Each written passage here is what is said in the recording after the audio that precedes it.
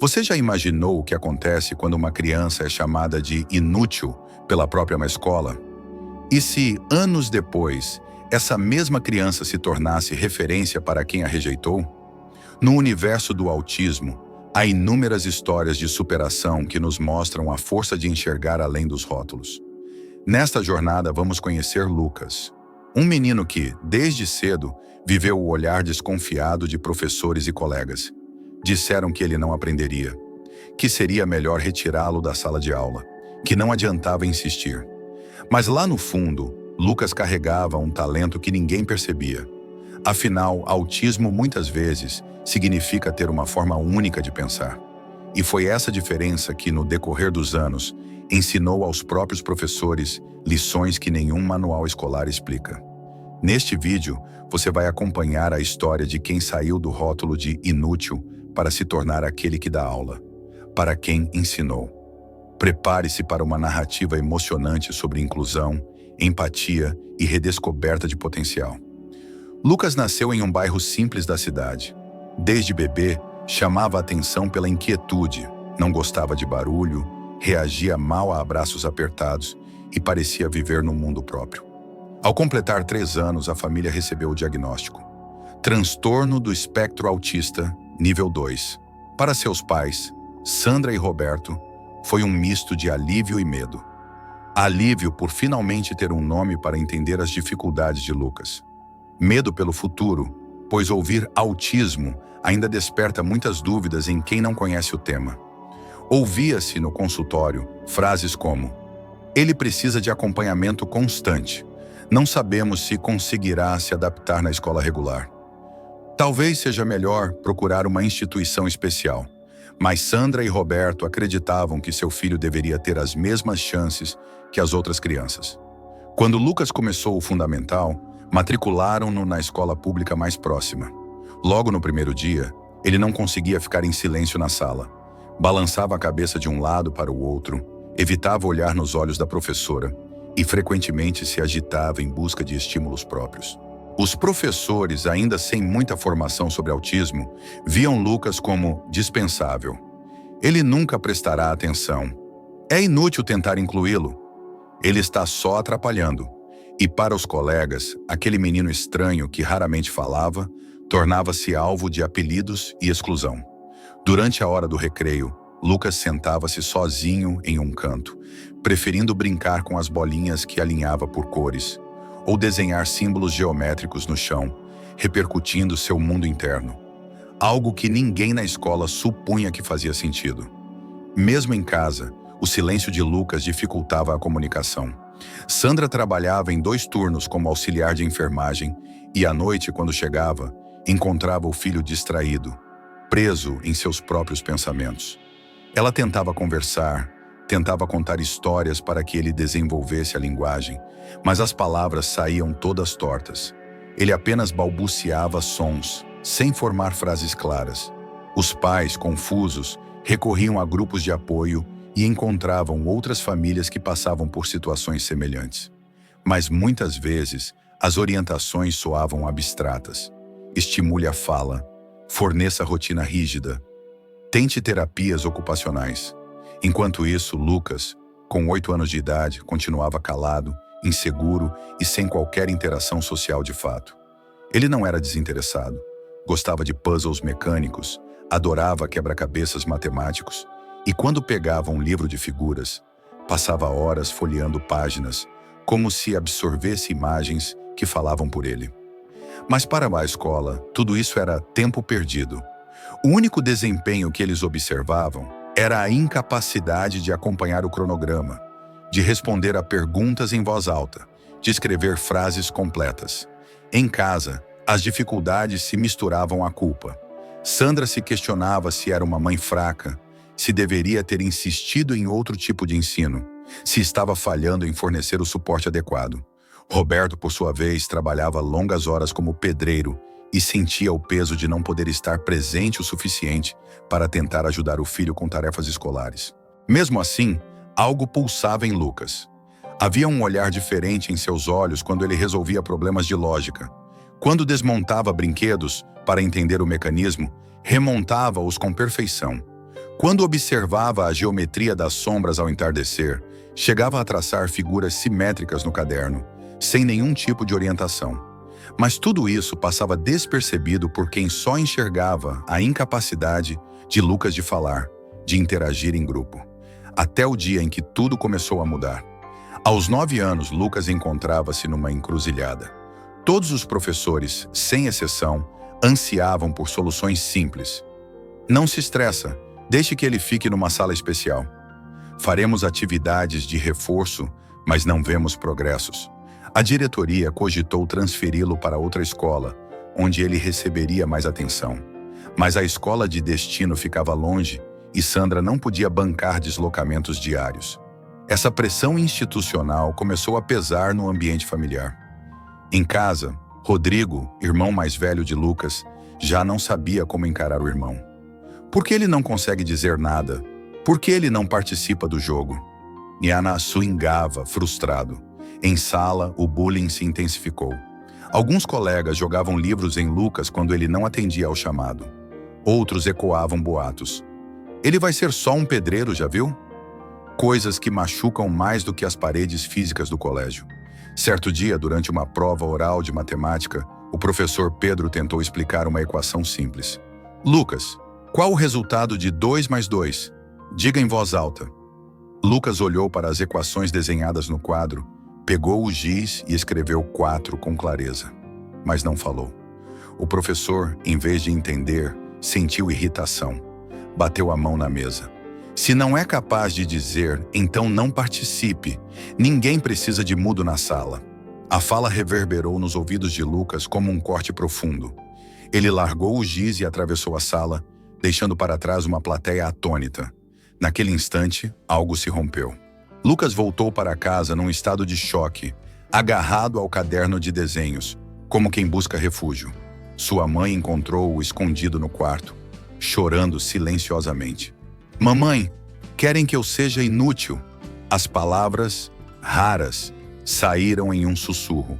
Nesse momento, Sandra percebeu que a situação se tornava insustentável. Ela ligou para o psicólogo de Lucas e marcou uma avaliação urgente. A psicóloga, ao conversar com Lucas, notou que ele reagia intensamente ao barulho, ao tom de voz alto e às cobranças diretas. Pediu mais testes e confirmou. Lucas precisava de um apoio multidisciplinar, terapia ocupacional, fonoaudiologia, acompanhamento psicológico e uma intervenção pedagógica especializada. Mas as vagas eram limitadas. A lista de espera da rede pública de saúde passava de 6 meses. A família lutava para arcar com clínicas particulares, mas as mensalidades eram quase o salário de Sandra. O ápice do conflito aconteceu numa reunião com a direção, professores, Sandra e Rodrigo.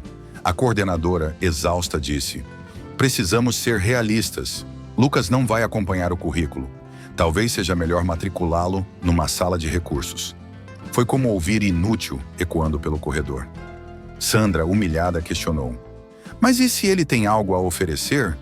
E se houver outro jeito?" O silêncio foi quase ensurdecedor. Todos soltaram um suspiro, de quem não queria acreditar que dar outro jeito significava sair de regras prontas. Naquela noite, Sandra quase se rendeu. Sentou-se no sofá com o celular na mão, prestes a mandar mensagem desinscrevendo Lucas da escola. Rodrigo, vendo a mãe naquele estado, colocou a mão no ombro dela. "Mãe, lembra quando ele ajudou o tio na reforma? Ele entendia tudo de construções mesmo sem falar." Foi o gatilho. Sandra se lembrou de como Lucas identificava soquetes elétricos, reparava quebraduras de móveis, criava modelos de prédios em desenhos. Na cabeça dela clareou algo. Talvez a escola tivesse olhado apenas para o que Lucas não conseguia fazer, e não para o que ele já fazia. No dia seguinte, Sandra chegou à escola carregando um caderno grosso, de capa azul. Nele estavam todos os desenhos e anotações de Lucas. Plantas de casas, projetos de maquetes, esquemas de circuitos simples que ele reproduzia com perfeição. Ao entrar na sala dos professores, chamou a atenção de quem estudava e falava apenas de dificuldades. "Quero que você veja o que meu filho faz quando ninguém o avalia", disse ela, entregando o caderno à professora Carla, que a princípio franziu o senho, achando que veria rabiscos infantis. Carla abriu o caderno e, ao se deparar com os esquemas e traçados arquitetônicos, ficou em silêncio. Havia desenhos de casas com proporções exatas, plantas baixas que lembravam um pequeno engenheiro. Havia também anotações de Lucas sobre como um determinado ângulo de tomada deveria ser protegido por uma caixa especial. "Ele desenhou isso sozinho?" perguntou Carla perplexa. Sandra assentiu com um nó na garganta. "Ele nunca diz nada em aula, mas olha o que ele faz quando está sozinho." Permaneceram em silêncio alguns minutos, observando cada página. A professora, emocionada, sugeriu: "Precisamos mostrar isso à direção. Isso não é apenas desenho infantil, é conhecimento aplicado. Talvez ele não seja inútil. Talvez seja apenas mal compreendido."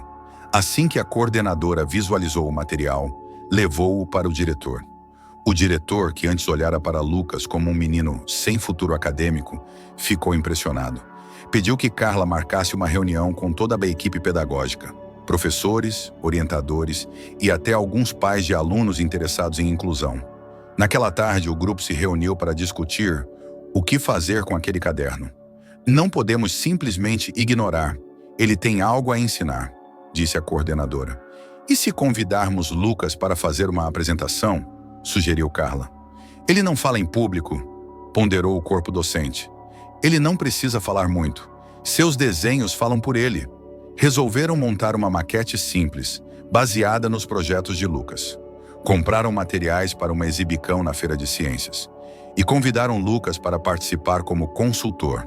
Quando ele entrou na sala com Sandra, trajando uma camiseta limpa e tênis, segurando o caderno cor de azul, saiu o comentário: "Será que ele vai conseguir acompanhar?" Lucas sorriu timidamente, abriu o caderno e começou a explicar, por meio de gestos e desenhos, como cada parte do projeto funcionava. Seus olhos brilhavam ao apontar cada detalhe. O professor de matemática, que havia dito que Lucas não acompanhava cálculo, notou que o menino usava lógica e proporção com naturalidade para criar rampas, escadas, inclinações de telhado. O professor de ciências, que nunca o via em atividades experimentais, percebeu que Lucas entendia conceitos de aerodinâmica ao desenhar as formas do telhado para ventos fortes. Num instante, a atmosfera mudou. Aqueles que antes viam Lucas como problema passaram a enxergá-lo como quem tem algo a ensinar. E assim, nasceu uma proposta ainda mais ousada: organizar um pequeno curso de introdução à maquetagem e lógica espacial, ministrado por Lucas. No começo, sensivelmente desconfortável, ele foi convencido a entrar em uma sala com um quadro branco vazio. Aos poucos, a sala começou a encher com professores curiosos, de matemática, ciências, artes e até educação física, dispostos a aprender com o aluno inútil. Naquele dia, a sala de aula virou palco. Lucas, de pé em frente ao quadro branco, desenhava esquemas que só ele conseguia imaginar. Cada linha, cada curva, cada seta explicativa revelava uma técnica. Aqui os pilares devem ter alicerces mais largos, pois suportam o peso. Este tipo de telha evita acúmulo de água. Os professores, antes resistentes, anotavam freneticamente, faziam perguntas, pediam alienações de conceitos. A surpresa foi geral. Como ele entende essas proporções sem nenhum ensino formal? Isso é lógica pura. Nunca vi alguém tão jovem com essa visão arquitetônica. O diretor, que acompanhava ao fundo, sentiu o orgulho subir no peito. Lembrou-se de todas as vezes que sugerira tirar Lucas da grade regular. Agora estava ali, tentando absorver o máximo daquele conhecimento que até então ninguém havia percebido. Enquanto isso, Sandra e Rodrigo observavam em silêncio. Viram o irmão mais velho, que antes zombava de Lucas no recreio, entrar na sala, boquiaberto, e sentar ao lado dos professores, olhando admirado. E viram a mãe chorar, mas não de dor, de felicidade. Meu filho foi visto. Após quase 1 hora de explicações, os professores aplaudiram. Não havia palmas contadas, mas sílabas de admiração, olhares de gratidão. Alguns até se emocionaram, perceberam que aquele menino sem voz estava dando aula, para quem tinha estudado anos para ensinar. O ponto alto foi quando a professora Carla perguntou a Lucas se ele gostaria de dar um pequeno workshop oficial para todos os professores da escola. Sem hesitar, ele assentiu. Naquele instante, ficou claro que nada seria como antes. Não era mais o menino inútil. Era aquele que deu aula para professores. A notícia se espalhou. O jornal local enviou um repórter. E em poucos dias, a história de Lucas virou manchete. Menino autista ensina professores e transforma escola. Quantos Lucases existem por aí? Crianças e jovens com autismo que passam despercebidos, subestimados, rotulados como inúteis? E quantas vezes a inteligência que não se encaixa nos padrões tradicionais é simplesmente ignorada? O autismo não é limitação, é apenas uma forma única de experimentar o mundo. Para Lucas, números e volumes faziam sentido onde os sons e as conversas não faziam. A escola entendeu isso tarde, mas entendeu. E aprendeu que às vezes quem precisa ensinar é aquele que parece não escutar. Hoje, Lucas continua seus projetos. Ministra workshops para professores de outras escolas. Recebe convites para dar palestras em conferências de educação. Mas, acima de tudo, ele encontrou um lugar onde seu potencial é valorizado. A mãe Sandra lembra. Só achei que ele era inútil porque não olhava para mim, mas ele sempre olhava para outro lugar, o futuro. E fica a pergunta para você. E se fosse seu filho, sua aluna, seu colega? Como seria o olhar que vale a pena mudar agora? Porque no fim das contas não há nada inútil em quem tem um talento único. Apenas falta de quem saiba ver.